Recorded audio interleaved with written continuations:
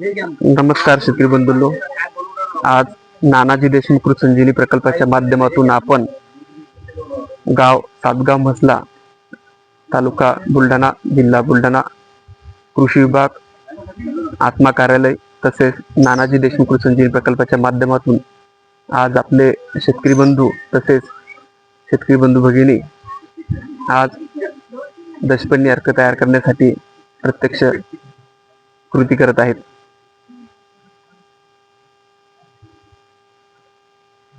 हा ताई, आज आपण कोणता कापला तो पाला? करंजी. तुम्ही? निलगिरी. मोठ्यान सांगा. आपण कोणता कापला? टणटणी. आपण टणटणी. हा ताई, तुम्ही? कनेर. ओके.